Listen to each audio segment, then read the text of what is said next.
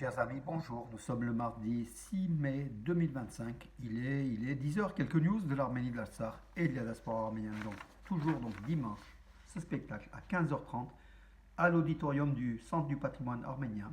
La fille de Stepanakert avec une chanteuse venue du Haut-Karabakh, réfugiée en France, Anna Ismailian, donc, qui va raconter son histoire avec des vidéos.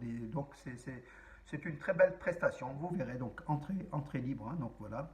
Ça sera ce dimanche à 15h30 à Valence, au Centre du patrimoine arménien, à l'auditorium. Organisé par France Hashtag Arménie, Arménia, Icheval et puis France Arménie Promotion. Et puis là, regardez cette grande affiche là. Donc on voit avec le drapeau de l'Arménie. Donc Icheval, l'association Icheval qui représente donc le jumelage c'est la fête du jumelage en fait. Donc ici à Valence, place Saint-Jean.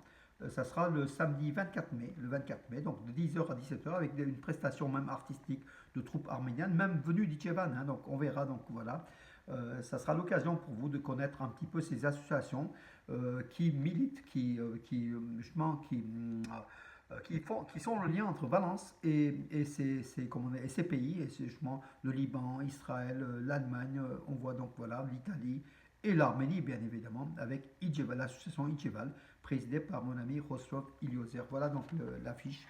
Donc ça sera le samedi 24 mai, place Saint-Jean, entre 10h et 17h. On verra, voilà, elle est plus petite, peut-être vous verrez plus la totalité avec cela. Donc ça sera le samedi 25 mai, on est un peu loin, mais je vous le notez la date, mes amis. Alors, les informations. Donc, un complexe en cascade a été construit entre l'église Subsarkis à Yerevan et la rue David Beck à Nord-Nord à Yerevan. Un espace vraiment de loisirs hyper important que la municipalité d'Erevan met à disposition de ces nouveaux quartiers, donc justement pour le bien des habitants, justement pour la détente, la promenade des chiens. Donc tout est prévu en fait, donc dans ces éléments des complexes donc de loisirs au sein même de la capitale arménienne. Le Qatar discute des moyens d'élargir sa coopération avec l'Arménie dans le secteur du tourisme. Voilà, donc des rencontres entre des responsables arméniens et qataris se sont déroulées justement pour essayer de développer les liens touristiques entre l'Arménie et le Qatar et entre le Qatar et l'Arménie. Le Qatar étant aussi un gros investisseur, comme vous le savez. Une cérémonie officielle solennelle dédiée au 33e anniversaire de la formation de la police militaire du ministère arménien de la Défense a eu lieu à Yerevan. Donc voilà, ça s'est passé donc hier. Donc c'était le 33e anniversaire de la police militaire arménienne en compagnie bien sûr du chef d'état-major général des forces armées arméniennes, le général Edward Asselian, et puis des hautes personnalités de l'armée arménienne. Voilà, donc la délégation de l'Arménie à l'Eurovision 2025 est partie pour Bâle, donc hier. Et premier essai donc sur scène de Park qui représente l'Arménie avec Survival, donc Survivor, le survivant, Survivor, oui, donc Park. Le premier essai a eu lieu déjà hier à Bâle, donc après donc il y aura la demi-finale, la première demi-finale et la deuxième demi-finale. L'Arménie est dans le groupe de la seconde demi-finale. Voilà, donc la finale aura lieu le 17 mai. La seconde demi-finale, c'est le 15 mai. Donc on vous avertira, mes amis, voilà donc pour l'Arménie.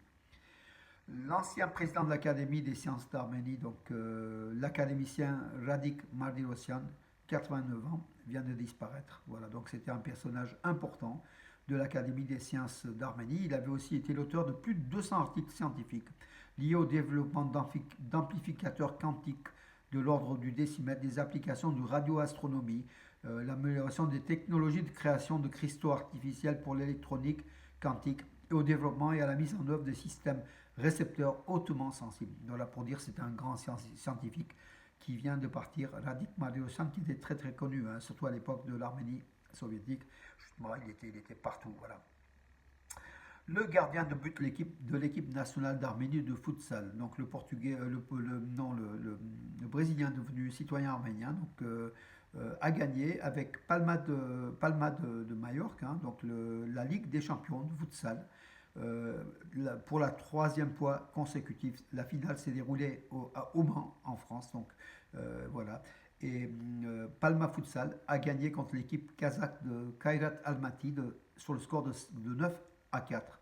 Voilà, Luan Müller donc le gardien de l'équipe nationale d'Arménie de futsal, est devenu donc trois fois champion, triple champion de la Champions League de futsal. Bravo à Luan Müller, voilà, qui a été désigné l'an dernier comme le meilleur gardien de but de futsal pour l'année 2024.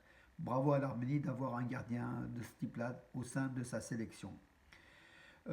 Alors, 19% du trafic routier de marchandises en Géorgie s'effectue via la route Russie-Arménie. C'est que le trafic est important entre la Russie et l'Arménie à travers la Géorgie. Voilà, donc ça représente des centaines de millions de camions chaque année. Hein, donc voilà, donc aussi, c'est important. Grâce aussi à cette liaison ferroviaire, non ferroviaire, routière entre l'Arménie et la Russie via la Géorgie. Donc les transports de marchandises et puis de véhicules, hein, de personnes se font de façon régulière. Voilà, souvent dans des conditions difficiles, puisque c'est la haute montagne, hein, des cols qui sont souvent enneigés, mais c'est ainsi. L'Arménie se classe au deuxième rang au Sud-Caucase, au Caucase du Sud, en termes de PIB par habitant, selon le Fonds monétaire international. Donc, selon ce Fonds monétaire international, le PIB par habitant en Arménie annuel, hein, donc voilà, est de 8 860 dollars. La Géorgie est première avec 9 570 dollars et l'Azerbaïdjan est troisième avec 7 600 dollars. Alors l'Azerbaïdjan qui a des hydrocarbures est dernière des trois pays du Sud-Caucase. L'Arménie devance donc de pratiquement 1200 dollars par an, devance l'Azerbaïdjan. L'Arménie est à 8 860 dollars par habitant, par tête d'habitant, et l'Azerbaïdjan 7600. Donc voilà, donc un écart important. Par contre, en Russie, donc le PIB par habitant s'élève à 14 260 dollars. En Turquie, 16 710 dollars. Et en Iran, 3 900 dollars. Voilà donc un peu les disparités économiques entre ces deux pays. Un tournoi international de 4x4, en fait, de voitures 4x4 a eu lieu à Kapan, Kapan Race 2025, donc a eu lieu à Kapan avec des milliers de spectateurs et des centaines de véhicules engagés dans ces compétitions de véhicules, en fait, de 4x4. Voilà, à Kapan, c'est important. Donc, c'est 40 coureurs d'Arménie, de Géorgie et d'Iran, des concoureurs, hein, ont participé à ce race, donc road de Kapan, donc Kapan Race 2025. Voilà, ça développe un petit peu l'activité de la ville. Kapan, qui est le chef-lieu de la région de Sunik au sud de l'Arménie, convoité par l'Azerbaïdjan, comme vous le savez. Bravo au maire de Kapan qui a développé cette compétition qui réunit des milliers de personnes. Voilà, ça transforme aussi la vie des habitants de la région de Sunik et de Kapan, et puis d'autres touristes venus aussi d'ailleurs, qui ont été donc à Kapan pour voir cette course importante. Voilà. Voilà mes amis pour aujourd'hui. Je vous donne rendez-vous à demain et je vous souhaite une très très bonne journée. À demain.